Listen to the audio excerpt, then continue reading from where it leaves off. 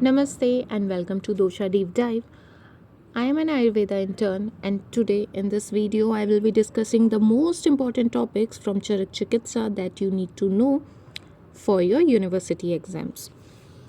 तो सबसे पहले हम लोग स्टार्ट करेंगे चैप्टर नंबर 1 जो कि है रसायन अध्याय। उससे पहले मैं बता दूँ पूरा चरक चिकित्सा पूरा ही बहुत इम्पॉर्टेंट है और ऐसा कुछ नहीं है कि आपको स्किप करना चाहिए और over the period of time ये हमको याद भी हो जाता है। लेकिन इनिशियली जब हम लोग पहली बार जब इसको पेपर दे रहे होते हैं इसका यूनिवर्सिटी एग्ज़ाम में, तो इतना सारा हमको हम उसको याद नहीं रख पाते हैं। ठीक है, तो ये उस पॉइंट ऑफ व्यू से बनाई गई है वीडियो कि आप अपने यूनिवर्सिटी एग्ज़ाम में कैसे अच्छा स्कोर कर सकते हैं। तो सबसे पहले बात करेंगे, आप इंडेक्स अपना खोल लीजिए और वहाँ पे आप मार्क कर सकते हैं। ठीक है, तो सबसे पहले रसायन अध्याय है, तो रसायन अध्याय में भी फिर वो 4 पार्ट्स में डिवाइडेड है। तो सबसे पहले जो अभ्या अम्ल की रसायन पाद है, इसमें से आपको दिख रहा होगा, इसमें से ना आपको क्या क्या ध्यान रखना है। पहले तो जो पूरा रसायन वाला अध्याय है इससे एक लॉन्ग क्वेश्चन आता है। ठीक है, तो आपको पूरा रसायन वाला अध्याय में से एक लॉन्ग क्वेश्चन आएगा, ये चीज़ एक तो ध्यान में रख के चलनी है। ठीक है, इंपॉर्टेंस पूछ सकता है, टाइप्स ऑफ रसायन क्या क्या पूछ सकता है वो अभी मैं आगे बताऊंगी। और इसके लिए आपको रसायन की एक डेफिनेशन भी है शॉर्ट में, मतलब थोड़ी सी दी हुई है, वो लाभोपायो शस्तानाम रसादीनम रसायनम। ठीक है, तो वो वाला जो एरिया है वो भी आपको ध्यान रखना है। ठीक है, उतना सा। अब बात करते हैं इसमें, तो जो अभ्या अम्ल की रसायन पाद है इसमें जो भेषज के प्रकार बताए हुए हैं। ठीक है, भेषज के 2 प्रकार बोले और अभेषज के 2 प्रकार बोले हुए हैं। तो अभेषज के जो 2 प्रकार बोले हैं इस पर शॉर्ट नोट आता है। बाधन सानुबाधन क्या होता है, इसको कैसे एक्सप्लेन करना है एग्जाम्पल के साथ, वो आप देख लीजिएगा। ठीक है, शॉर्ट नोट आता है इस पर। इसके अलावा फिर इसमें ना और क्या पूछा जाता है, कुटी प्रावेशिक और वातातपिक जो 2 रसायन की विधियां हैं ना, 2 रसायन प्रयोग करने की जो 2 विधियां होती हैं वो इसमें आता है। ठीक है, कुटी प्रावेशिक का वर्णन, वातातपिक का, इन दोनों पे जो है शॉर्ट नोट आता है कि इन दोनों के बारे में एक्सप्लेन करिए, इस पर शॉर्ट नोट आ जाता है। और इसके अलावा आपको और क्या देखना है, इसमें से आपको देखना है कि जो प्रथम ब्रह्म रसायन होता है किस तरीके से बनता है, इसको जस्ट एक रीडिंग कर लेना है। इसके अलावा आपको च्यवनप्राश पढ़ना है, च्यवनप्राश के गुण पढ़ने हैं। ठीक है, च्यवनप्राश के कंटेंट भी आपको याद होने चाहिए और उसके गुण भी, उसका जो श्लोक है वो आपको ध्यान रहना चाहिए। इसके अलावा आपको ना और क्या रसायन में से याद रखना है, रसायन के रसायन जो चैप्टर है उसमें वो 4 पादों में बटा हुआ है, उसके 4 पार्ट्स हैं। तो उन चारों पादों के नाम आपको पता होने चाहिए, प्लस हर एक में कितने कितने रिस्पेक्टिव योग हैं वो आपको ध्यान होने चाहिए। अब हम बात करते हैं सेकंड रसायन पाद का, जिसका नाम है प्राणकामीय रसायन पादम। तो इसमें से आपको एक तो ग्राम्य आहार की क्या हानियाँ होती हैं ये वाला पॉइंट थोड़ा सा देख लेना है। ठीक है, इसके अलावा जो भल्लातक रसायन है, ठीक है, भल्लातक रसायन is the most important area इधर से। तो भल्लातक रसायन के बारे में आपको ध्यान रखना है, और भल्लातक के क्या 10 योग होते हैं, भल्लातक के गुण क्या होते हैं, ये वाला पॉइंट भी आपको इसमें से ध्यान रखना पड़ेगा। फिर इसकी इंपॉर्टेंस भी बताई हुई और कैसे इसको खाते हैं, तो ये वाला एरिया थोड़ा सा आपको देखना पड़ेगा क्योंकि भल्लातक रसायन जो है इसमें से एक इम्पॉर्टेंट एरिया बनता है। ठीक है, और बाकी इसमें ज़्यादा कुछ ऐसा है नहीं। फिर थर्ड अध्याय की बात करेंगे, इसमें ही जो रसायन अध्याय है उसका तीसरे पाद की अगर बात करेंगे तो कर्पचितीय रसायन पाद है। तो इसमें आपको एक तो चार्य मेध रसायन का जो श्लोक होता है, ठीक है, मंडूक पढ़ने सरसा प्रयोज्य क्षीरेणी यष्टि मधुकस्य चूर्णम रसोगुणुच्यस्तु समूल पुष्या कल का प्रयोज्य खलुशंक पुष्प्या। ठीक है, तो ये पूरा जो श्लोक है, आयु प्रदनान्य मय नाशनानी वाला भी है नीचे की लाइन 2। तो ये पूरा जो 4 लाइन का श्लोक है ना, ये आपको पूरा याद होना चाहिए because this is most important question. ठीक है, 5 मार्क्स का शॉर्ट नोट मेद्य रसायन पे तो बहुत कॉमनली देखा जाता है, तो आपको ये 4 मेद्य रसायन वाला जो श्लोक है ना वो ध्यान होना चाहिए। ठीक है, इसके अलावा ना आपको पिपली वर्धमान रसायन और त्रिफला रसायन इनके बारे में भी पता होना चाहिए। शिला जतु के गुण क्या होते हैं, शिला जतु के टाइप्स और उसकी प्रयोग विधि क्या है और उसके गुण क्या है, ये वाला एरिया आपको पता होना चाहिए। ठीक है, this is important. Then next हम लोग देखेंगे कि रसायन का जो चौथा पाद है जिसका नाम है आयुर्वेद समुत्थानीय रसायन पादम, इसमें आपको क्या क्या देखना है, इसमें एक तो आपको द्रोणी प्राविशिक रसायन के बारे में देखना है, शॉर्ट नोट आता है इस पर भी। ठीक है, और आचार रसायन, इसका जो लंबा सा श्लोक है, ठीक है, वो वाला आपको श्लोक ध्यान रखना है। श्लोक याद करेंगे तो बहुत अच्छी बात है। ठीक है, तो ये वाला आपको याद रखना है। इसके अलावा जो मैंने आपको ये स्टार्टिंग में बता दिया था कि चारों पादों में कितने कितने रिस्पेक्टिव रसायन है वो आपको ध्यान रखना है, तो वही चीज़ यहाँ पे वापस से। तो ये इस तरीके से हमने देखा कि पूरा जो रसायन वाला चैप्टर है उसमें से क्या क्या इंपॉर्टेंट एरिया है। अब सेकंड चैप्टर की बात करेंगे तो वो है वाजीकरण अध्याय, ठीक है। तो वाजीकरण अध्याय भी अगेन फिर 4 पादों में बटा हुआ है। तो पहला जो पाद है जिसका नाम है संयोग शरमूल्य वाजीकरण पादम, तो इसमें आपको एक तो वाजीकरण की डेफिनेशन पता होनी चाहिए, ठीक है, उसकी डेफिनेशन आपने लर्न करनी है। इसके अलावा स्त्री सर्वोत्तम वाजीकरण है, ये चीज़ जो थोड़ी सी बताई हुई है वो श्लोकांश के फॉर्म में थोड़ा सा आपको देखना है। कई बार रेफरेंस रख के पूछ सकते हैं कि ये कहाँ पे वर्णन है, उसके बारे में डिटेल में बताइए, तो आपको फिर वहाँ पे वाजीकरण का लिखना पड़ेगा एरिया, ठीक है। इसके अलावा जो है थोड़ा सा आपने बृंहण गुटिका देख लेनी है, इसके कंटेंट्स देखने हैं, चारे वृक्ष रस जो होते हैं ना वो आपने देखना है, ठीक है। इसके अलावा जो सेकंड चैप्टर है आसक्ति शीर्षकम, ठीक है, ये रसायन पाद में जो सेकंड पाद है आसक्ति शीर्षकम वाजीकरण, इसमें से ऐसा कोई खास क्वेश्चन नहीं बनता है तो इसको स्किप कर देंगे। फिर ऐसी जो थर्ड है पाद उससे भी ऐसा कोई क्वेश्चन नहीं आता है, ठीक है। फिर ये चौथा पाद है, चौथे पाद में से एक तो आपको अपत्यकर घृत के बारे में ध्यान रखना है चीज़ें, ठीक है। इसके अलावा शुक्र क्षय के क्या कारण होते हैं वो ध्यान रखेंगे, और शुक्र बाहर निकलने के कारण क्या है, शुक्र का स्थान क्या है, शुक्र प्रवृत्ति के 8 कारण, और संतान उत्पादक शुक्र का क्या लक्षण है, तो ये वाले एरिया इसमें से देखना है, ठीक है। तो ये हमने डिस्कस किया about 2 chapters. Now we will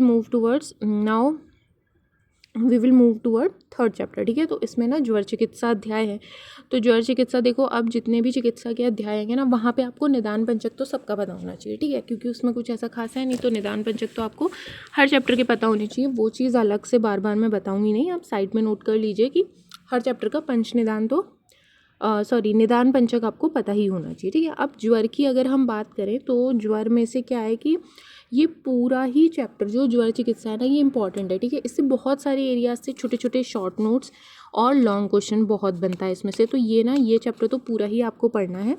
still जैसे ज्वर की उत्पत्ति कैसे हुई है इस पर शॉर्ट नोट है, ज्वर का प्रभाव, कारण, पूर्व रूप, अधिष्ठान, ये ना अकेले भी पूछ लिए जाते हैं शॉर्ट नोट में, तो ये आपको ध्यान रखना है। इसके अलावा फिर काफ़ी इसमें है, यहाँ पे तो आपको करना नहीं है। द्वंद्व जो ज्वर है ये बहुत डिटेल में करने की ज़रूरत आपको है नहीं। 13 प्रकार के जो सन्निपातक ज्वर हैं ये भी आपको उतना करना नहीं है। सम सन्निपातक जो ज्वर है इसको थोड़ा सा आपने देख लेना है, ठीक है। इसके अलावा क्या है, आगंतुक ज्वर के जो भेद हैं वो वाला आपको देखना है, शॉर्ट नोट आता है इस पर। और इसके अलावा आम ज्वर के लक्षण, पच्यमान ज्वर के लक्षण और निराम ज्वर के लक्षण, ये तीनों आपको पता होने चाहिए। श्लोकांश में याद कर लो तो बहुत अच्छी बात है, श्लोक की फॉर्म में, ठीक है। या पूरा श्लोक नहीं हो रहा है तो छोटा छोटा श्लोकांश कर लो या फिर हिंदी में कर लो, बट इसे ध्यान रखेंगे, ठीक है। और लंघन कराया जाता है। और नव ज्वर में अपथ्य क्या है, घृत, दूध, मांस, ये सब जो पूरा इसका चिकित्सा सूत्र बताया हुआ है ना कि मतलब क्या चीज़ कब यूज़ करनी है, तो वो आपको प्रॉपरली पता होना चाहिए, ठीक है। इसके अलावा षडंग पानी आपको पता होना चाहिए, क्योंकि शॉर्ट नोट में आ जाता है जब भी ज्वर में प्यास लगती है तो षडंग पानी देते हैं ना, तो ये आपको पता होना चाहिए। ज्वर में यवागु का प्रयोग, यवागु का काल क्या है, उसके लाभ क्या है और उसका एक्सेप्शन क्या है, अपवाद, ये सारी चीज़ें आपको पता होनी चाहिए। इसके अलावा ज्वर में घृतपान की अवस्था पता होनी चाहिए। ज्वर में घृतपान में भी अगेन क्या अपवाद है, ठीक है, एक्सेप्शन क्या है। ज्वर में मांस रस, लघु आहार, दुग्धपान का काल, ये सारा आपको एरिया पता होना चाहिए। और विषम ज्वर पे कई बार क्या है, विषम ज्वर पे शॉर्ट नोट और लॉन्ग क्वेश्चन आ सकता है, और आपको ना वहाँ पे फिर उसका टाइप्स और ट्रीटमेंट ऑफ विषम ज्वर जो है बताना पड़ेगा। और विषम ज्वर के लिए 5 क्वाथ भी बताए हुए हैं विषम ज्वर नाशक, तो वो भी आपको ध्यान रखने हैं, ठीक है। इसके अलावा जीर्ण ज्वर में कैसे दुग्ध की श्रेष्ठता बताई हुई है, ये वाला पॉइंट थोड़ा सा ध्यान रखेंगे। प्लस चंदनादि लेप, चंदनादि तेल, अग्रुआदि तेल, ये पॉइंट्स भी आपने थोड़े ध्यान रखने हैं, ठीक है। इसके अलावा सन्निपातक ज्वर का चिकित्सा सूत्र जैसे मैंने पहले ही बताया कि इस पे आ जाता है ना क्वेश्चन, तो वो ध्यान रखना है। और सन्निपातक ज्वर के उपद्रव में क्या होता है, ठीक है। और जीर्ण ज्वर की संप्राप्ति और चिकित्सा, विषम ज्वर का चिकित्सा सूत्र, ये वाला एरिया भी ध्यान रखेंगे। और सप्त धातु गत चिकित्सा, आगंतुक ज्वरों की चिकित्सा, दारुण मोक्ष, अदारुण मोक्ष, ज्वर प्रशांत के लक्षण क्या होते हैं, पुनरावर्तक ज्वर के लक्षण, पुनरावर्तक ज्वर की चिकित्सा, ये सारा एरिया जो है आपने खास ध्यान रखना है, ठीक है। अब नेक्स्ट चैप्टर की तरफ मूव करेंगे जो कि है रक्तपित्त। अब रक्तपित्त जो है ऐसे लॉन्ग क्वेश्चन तो इससे आता नहीं है, आता शॉर्ट ही क्वेश्चन है, बट कंप्लीट चैप्टर जो है शॉर्ट नोट में पूछा जा सकता है। तो अगेन वही आपने पंच निदान पढ़ लेने हैं इसके, वही इससे आएंगे और इसमें से अलग से ऐसा कोई क्वेश्चन आपको मिलेगा नहीं, या कोई आपको इसमें से योग भी नहीं पूछा जाएगा, ठीक है। नेक्स्ट चैप्टर की तरफ बढ़ेंगे, दैट इज़ गुल्म। तो गुल्म में भी अगेन वही है, पंच निदान के बारे में आपने इसमें ध्यान रखना है। और स्पेशल ये है कि इसमें ना तेल पंचक जो है वो आपने विद कंटेंट ध्यान रखना है, और बाकी योग आपने याद रखने की उतनी ज़रूरत नहीं है। हाँ, प्लस ये जो रक्तज गुल्म है ये तो हमेशा से ही एक फेवरेट टॉपिक रहता ही है क्वेश्चन का, ठीक है। तो इसको भी ध्यान रखेंगे कि इससे भी लॉन्ग क्वेश्चन आ सकता है। तो इसकी चिकित्सा, क्या कॉज है, कैसे होता है, ये सब लक्षण आदि वो आपने ध्यान रखने हैं। नाउ प्रमेय के बारे में बात करेंगे। तो प्रमेय से तो फिर लॉन्ग क्वेश्चन ही आता है, ठीक है। और ना आपको चिकित्सा सूत्र भी हर चैप्टर के याद होने चाहिए, ठीक है। चिकित्सा सूत्र भी आपको अच्छे से पता होने चाहिए श्लोक की फॉर्म में। श्लोक ना हो तो आप हिंदी तो उसकी ज़रूर कर सकें, ठीक है। अब बात करेंगे प्रमेय चिकित्सा में क्या क्या देखना है। तो प्रमेय के दोष दूष्य क्या होते हैं वो तो आपको देखने ही है। प्रमेय का सामान्य पूर्व रूप और इसकी चिकित्सा सूत्र, ठीक है। स्थूलम प्रमेय ही बलवान है के कृशस्य थे के परिदुर्बलश्च संबृंगणम तत्र किशस्य कार्यम संशोधनम दोष बलाधिकस्य, ठीक है। तो इस तरीके का इसका चिकित्सा सूत्र है। तो ये वाला तो बेसिक आपको पता ही होना चाहिए, ठीक है। और लाइन ऑफ ट्रीटमेंट तो इम्पॉर्टेंट है इसमें, जैसे मैंने आपको बताया कि कमज़ोर का अपबृंहण करेंगे, बलवान का शोधन करेंगे, तो इस तरीके से ध्यान रखेंगे। नेक्स्ट जो है वो है कुष्ठ। तो कुष्ठ के लिए आप क्या ध्यान रखेंगे, एक तो कुष्ठ के पूर्व रूप ध्यान रखेंगे, ठीक है। और बाकी आपसे ना अंदर का उतना नहीं पूछा जाता, चिकित्सा ज़्यादा पूछी जाती है इसमें, ठीक है। तो आपने थोड़ा इसका तो ये एरिया ध्यान रखेंगे। बाकी जो श्वेत कुष्ठ है, शिवित्र है, इसको आप ध्यान रखेंगे। चिकित्सा लॉन्ग और शॉर्ट नोट इस पर अलग से भी आता है, किलास, ये सब इसके अंतर्गत ही आता है, तो ये भी पूछा जाता है, ठीक है। और बाकी पंच निदान तो आपको कुष्ठ के ध्यान रखने ही हैं अलॉन्ग विथ चिकित्सा। नेक्स्ट इज़ राजक्षमा। तो राजक्षमा में ना एक जो फेमस क्वेश्चन है वो उसका त्रिरूप, षड्रूप और एकादश रूप, ये बड़ा पूछा जाता है। और तो ये आपने खास इसमें ध्यान रखना है। बोल देगा कि राजक्षमा के त्रिरूपों का वर्णन करते हुए उसकी चिकित्सा का वर्णन करें। तो चिकित्सा तो आपने सबकी ही देखनी है, ठीक है। और इसमें से ये वाला जो ड्रग है सीतोपलादी, इसका कंटेंट ज़रूर देख लें। और इसके अलावा तालिशादी चूर्ण का कंटेंट भी आपने देख लेना है। और इसमें ना जुगुप्सा चिकित्सा है, इस पर भी शॉर्ट नोट आ जाता है कि चरक ने जुगुप्सा चिकित्सा कहाँ बोली हुई है और किसके संदर्भ में बोली है और क्या होती है, इसके बारे में लिखी है शॉर्ट नोट, ठीक है। तो ये भी ध्यान रखेंगे।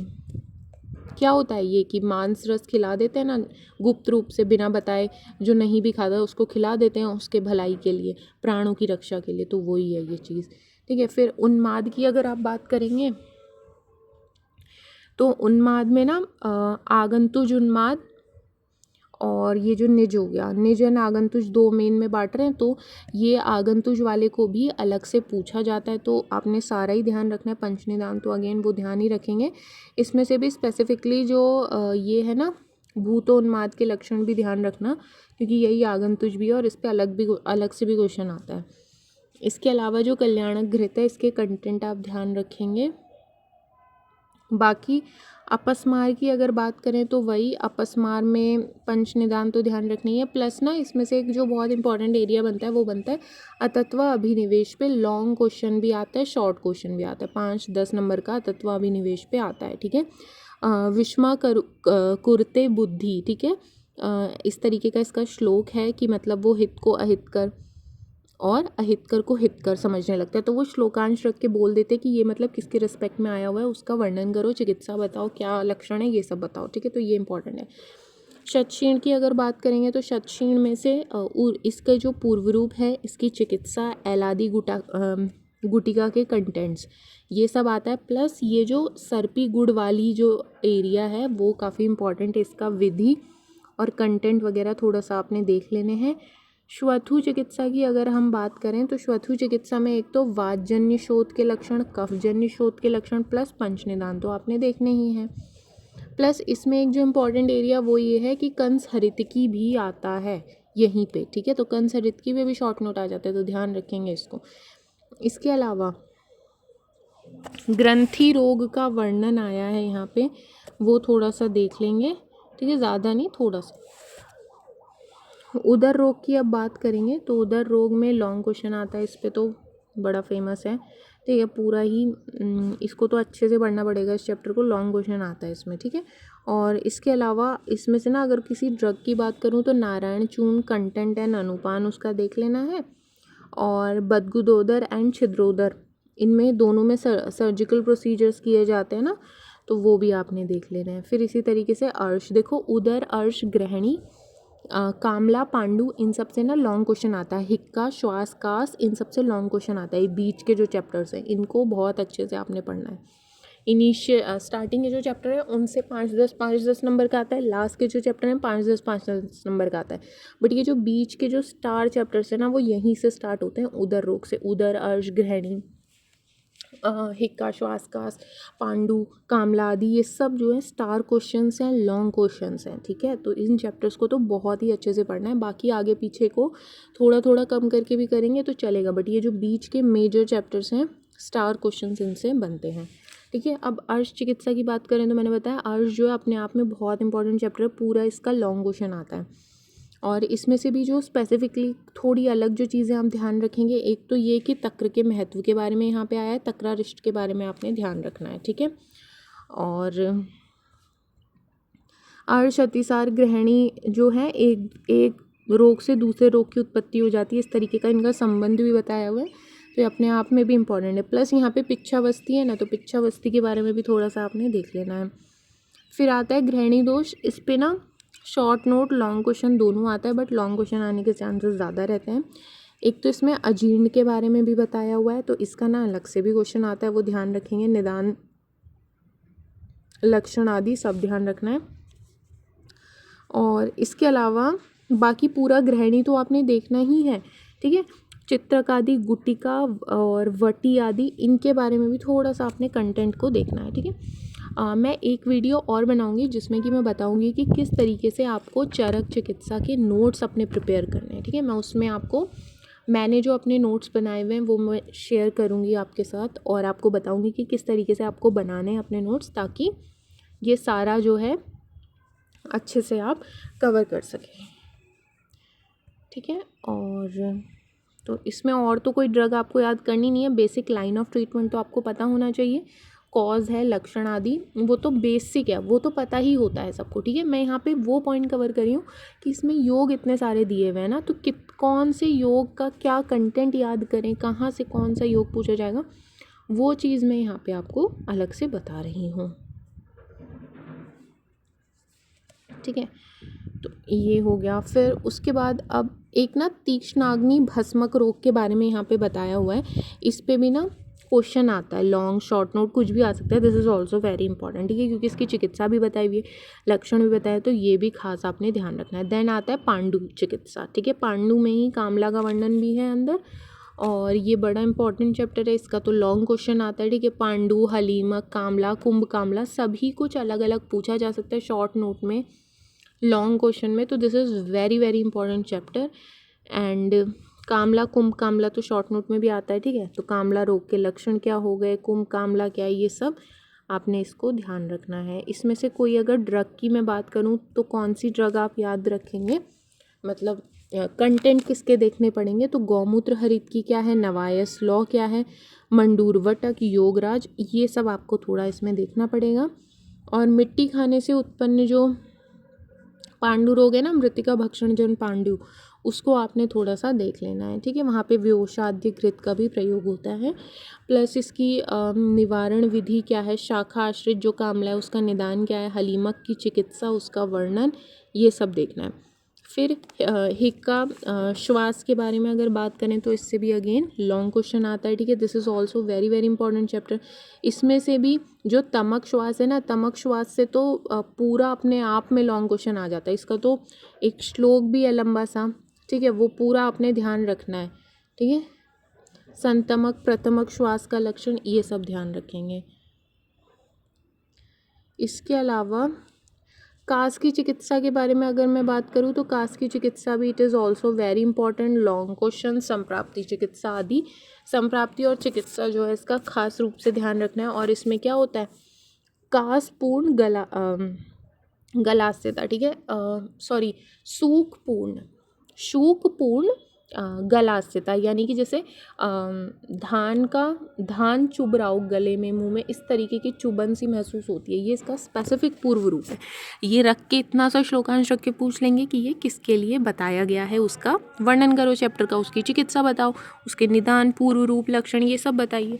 ठीक है, तो ये सब आपने खास ध्यान रखना है इनके बारे में, ये सब आपको थोड़ा थोड़ा देखना ही पड़ेगा। ओके, अब अतिसार की अगर बात करूँ तो अगेन अतिसार से भी लॉन्ग क्वेश्चन बनता है, this is also a star chapter. अब इससे ना कोई अगर योग की मैं बात करूँ, एक तो आपने ना इसमें गुदभ्रंश के बारे में थोड़ा सा देखना है, शॉर्ट नोट आ जाता है, और प्रवाहिका के बारे में थोड़ा सा आपने ध्यान रखना है, और पिच्छावस्थी पहले भी बताया मैंने, और यहाँ पे भी थोड़ा इसे ध्यान रखेंगे। इसके अलावा सन्निपातज अतिसार का जो चिकित्सा सूत्र है वो भी आपने ध्यान रखना है। देन नेक्स्ट आता है छर्दी। ठीक है, छर्दी से भी एक लॉन्ग क्वेश्चन बनता है, और इसको भी पूरा आपने निदान पंचक इसके पढ़ने ही पड़ेंगे। देखो निदान पंचक तो आपको सबके पढ़ने पड़ेंगे, ठीक है, उसके अलावा और क्या पढ़ना है वो मैं बता रही हूँ। और इसके अलावा द्विष्टार्थ संयोगज वमन की चिकित्सा क्या होती है, ये शॉर्ट नोट में आ जाता है। विसर्प से लॉन्ग क्वेश्चन आता है जो कि आप ध्यान रखेंगे। ठीक है, एंड लॉन्ग क्वेश्चन में भी इसके जो दूष्य हैं 7, वो ध्यान रखना है। उपद्रव क्या है, उसका लक्षण क्या है। ठीक है, एक्चुअली यहाँ पे उपद्रव के बारे में ना पहली बार वर्णन आया है, उपद्रव क्या होता है उस और क्या उसकी डेफिनेशन है, वो विसर्प वाले चैप्टर में आई है, तो वो आपको ध्यान रखना है स्पेसिफिकली। ठीक है, एंड बाकी द्वंद्वज विसर्प, सप्तको ग्रह जो टर्म है वो संग्रह है, सप्तको संग्रह जो है वो विसर्प के संदर्भ में बोला है, ये भी ध्यान रखेंगे। द्वंद्वज विसर्प क्या है वो भी थोड़ा ध्यान रखेंगे। ठीक है, कर्दम विसर्प होता है ना, आग्नेय विसर्प, तो जो द्वंद्वज वाले हैं ना वो भी आपने खास ध्यान रखने हैं। इसके अलावा तृष्णा अगेन 10-15 मार्क्स का आ जाता है इस पर भी क्वेश्चन, सही। तो इसमें भी आपको संप्राप्ति और चिकित्सा इसमें ध्यान रखनी है ना, इसमें ऐंद्रिय जल का प्रयोग करते हैं, और मधुर वर्ग का मेनली यहाँ पे आप यूज़ देखेंगे, जब आप इसकी चिकित्सा पढ़ेंगे ना तो वहाँ पे मधुर वर्ग का ज़्यादा यूज़ देखेंगे आप, तो वो इसको थोड़ा ध्यान रखेंगे चिकित्सा। ठीक है, विष चिकित्सा यहाँ पे आपका क्वेश्चन नहीं बनता है, क्योंकि इसका ना अगध में क्वेश्चन बनता है, अगध के पेपर में आता है ये चैप्टर, तो ये काफ़ी रेयर है इसका क्वेश्चन आना, तो आप इसको इस चैप्टर को कम्प्लीटली स्किप भी कर सकते हैं, ऐसे कोई दिक्कत है नहीं, क्योंकि यहाँ नहीं आएगा इसका क्वेश्चन चरक चिकित्सा में। ठीक है, फिर इसके अलावा मदात्य रोग आता है। ठीक है, मदात्य भी ऑल्दो अगध में पढ़ते हैं, बट इधर भी पूछा ये जा सकता है। और मदात्य के जो 3 वेग होते हैं, मतलब 3 जो स्टेजेस होती है ना, स्पेशली वो वाली आपको खास ध्यान रखनी है। और वातज पित्तज कफज जो है उनमें क्या क्या स्पेसिफिक चिकित्सा है वो भी थोड़ा ध्यान रखेंगे। ठीक है, शर्त्रिक क्या है इसको ध्यान रखेंगे, प्लस मद के क्या गुण हैं, ओज के क्या गुण हैं, और किस तरीके से मद ओज के गुणों का नाश करता है, ये एरिया। प्रथम मद के लक्षण माने फर्स्ट स्टेज में क्या है, सेकंड स्टेज में क्या है, तीसरे स्टेज में क्या लक्षण आ रहे हैं, ये सारी चीज़ें ध्यान रखनी है। ठीक है, और इसके अलावा ना इसमें अनुतर्ष की उचित मात्रा के बारे में बताया हुआ है, प्लस इसमें अष्टांग लवण का वर्णन आपको देखने के लिए मिलेगा, ध्वंसक और विक्षय। ठीक है, ये अल्कोहल विड्रॉल के सिम्टम्स हैं, तो ये इनके बारे में भी आपने देखना है, इस पे भी ना अलग से शॉर्ट नोट आ जाता है कई बार, और इनकी चिकित्सा कैसे करते हैं वो भी पूछ लेते हैं। ठीक है, एंड जो ये द्विवर्णीय चिकित्सा अध्याय है ये आप कंप्लीटली स्किप कर सकते हैं, इसका क्वेश्चन इधर नहीं बनेगा, सर्जरी के पेपर में इसका क्वेश्चन बनेगा। ठीक है, तो चरक चिकित्सा के हिसाब से तो ये बिल्कुल भी इंपॉर्टेंट नहीं है, ये आपको करना नहीं है, इसको छोड़ दीजिए। ठीक है, और बाकी नेक्स्ट है त्रिमर्मीय, तो this is again very important chapter, त्रिमर्मीय चिकित्सा अध्याय, ठीक है। इसमें एक तो उदावर्त के बारे में आता है जो कि आपको ध्यान रखना है, इस पे 5-10 मार्क्स का क्वेश्चन आता है। मूत्र ग्रिच पे आता है 5-10 मार्क्स का क्वेश्चन, ठीक है, और ये इनके बारे में आपको खास पढ़ना है। हृदय रोग पे अलग से 5-10 नंबर का क्वेश्चन आ सकता है, ठीक है। प्रतिशय के बारे में आता है, शिरो रोग के कारण एंड प्रतिशय। ऑल्दो ये वाला जो एरिया है ना प्रतिशय वाला, इससे मतलब उतना नहीं आएगा शिरो रोग प्रतिशय से, क्योंकि ये शालाक्य में आता है, ठीक है, IENT में आता है, तो इधर तो कम बनता है, बट स्टिल थोड़ा सा आप इसको एक बार तो पढ़ ही लीजिएगा, बट चांसेस कम है। अब अरुचि की बात करूँ तो अरुचि is again a important area, ठीक है, यहाँ से 5-10 नंबर का बनेगा ही क्वेश्चन। एंड देन फिर आता है स्वर भेद की चिकित्सा के बारे में, यहाँ पे थोड़ा सा बताया है, तो इसको भी देख लें, ठीक है। फिर अब बात करेंगे उरु स्तंभ की चिकित्सा, ठीक है, उरु स्तंभ की चिकित्सा। इसका लॉन्ग क्वेश्चन आता है ना, क्योंकि इसमें स्पेसिफिक है ना, आप इसमें पंचकर्म का यूज़ कर सकते हैं, ठीक है, पंचकर्म का यूज़ नहीं कर सकते हैं ना इसमें, तो वमन विरेचन आदि तो यूज़लेस है, तो ये इस वजह से जो है ये काफ़ी इंपॉर्टेंट चैप्टर बन जाता है, जिससे क्वेश्चन आएगा। जैसे इसमें ना एक बड़ा फेमस ही हो गया अष्टकटवर तेल, तो ये रहता है, ठीक है, और इसकी चिकित्सा भी बड़ी रोचक है, तो वो थोड़ा आपने देखना है, इसलिए इसका लॉन्ग क्वेश्चन आता है। और वाल्मीकि मृत्तिका का उत्सादन इसमें किया जाता है, दीमक के द्वारा जो खाई हुई मिट्टी है ना उसका प्रयोग इसमें किया जाता है, तो ये थोड़ा ध्यान रखेंगे। वात व्याधि का लॉन्ग क्वेश्चन नहीं मिलेगा आपको, बट इससे बहुत सारे शॉर्ट नोट्स आपको देखने के लिए मिलेंगे, ठीक है। जैसे धातुगत वायु के लक्षण लिखो और ट्रीटमेंट लिखो, कोष्ठगत वायु का लक्षण लिखो, ट्रीटमेंट लिखो, सर्वांग वायु है उसका ट्रीटमेंट बताइए। आवरण पे भी क्वेश्चन आता है, उसकी डेफिनीशन, टाइप, चिकित्सा सूत्र, ठीक है। खल्ली के बारे में, ग्रधिसी, अर्दित, पक्षवध, इन पर क्वेश्चन आता है, ठीक है, ये सब पॉइंट्स ध्यान रखने हैं। इसके अलावा फिर आता है वात शून्यता अध्याय, वात रक्त भी जिसे कहते हैं गाउट, ठीक है, लॉन्ग क्वेश्चन आता है, तो आपको इसको लॉन्ग क्वेश्चन के रूप में ही ध्यान रखना है। पूरा चैप्टर पंचनिदान तो पढ़ना पड़ेगा। देन आता है योनि व्यापत, ठीक है, योनि व्यापत अगेन जो है थोड़ा कम आता है क्वेश्चन, बट आएगा तो फिर इसका लॉन्ग क्वेश्चन ही आएगा, और इसमें से ना योनि व्यापत के बारे में ही पूछ लेते हैं कि योनि व्यापत क्या है, उनके बारे में बताओ, और नाम बताइए, चिकित्सा किस तरीके से होती है, ये पूछ लिया जाता है। और ये वैसे गायनी का ज़्यादा बनता है क्वेश्चन, बट यहाँ पे आप इसे स्किप नहीं कर सकते, जैसे मैंने बताया द्विवर्णीय को तो पूरा छोड़ दो, विष अध्याय को भी पूरा छोड़ दो, तो इसको नहीं आप वैसे छोड़ सकते, ठीक है, ये पढ़ना पड़ेगा, क्योंकि इससे पूछ लेंगे आपको कि आप बताइए योनि व्यापत के बारे में क्या है, निदान, लक्षण आदि बताइए। पुष्यानक चूर्ण के बारे में आपसे यहाँ पे पूछा जाएगा, ठीक है। और नपुंसकता के बारे में यहाँ पे आएगा वर्णन, जो कि आपको ध्यान रखना है। एंड प्रदर के बारे में बड़ा क्वेश्चन आता है, प्रदर का ना यहाँ पे भी क्वेश्चन मिलता है और गायनी में भी आता है, ठीक है, तो ये प्रदर वाला एरिया भी आपने देख लेना है। फिर इसके अलावा और यहाँ पे क्या क्या है इस योनि व्यापत वाले चैप्टर में, बाल रोग की चिकित्सा सिद्धांत के बारे में बताया हुआ है, जो कि आप देखेंगे। औषध सेवन काल के बारे में आपने देखना है, जो इसी चैप्टर में वर्णित है, प्लस आपने पथ्य अपथ्य के बारे में भी देखना है, जो कि इसी चैप्टर में वर्णित है, ठीक है। तो ये हमने पूरा डिस्कस किया अबाउट चरक चिकित्सा का इम्पॉर्टेंट एरिया। इसका मतलब ये बिल्कुल नहीं है कि आपने सिर्फ यही पढ़ना है, मैंने बताया हर डिज़ीज़ का पंचनिदान तो पढ़ना ही है, उसके अलावा क्या पढ़ना है वो ज़रूर देखें। और मैं एक वीडियो बनाऊंगी और जिसमें मैं शेयर करूंगी कि किस तरीके से आपको अपने चरक चिकित्सा के नोट्स प्रिपेयर करने हैं और कैसे उनको लर्न करना है, ठीक है। तो इसमें हमने डिस्कस किया अबाउट चरक चिकित्सा के इम्पॉर्टेंट टॉपिक्स, ठीक है। Okay, thank you.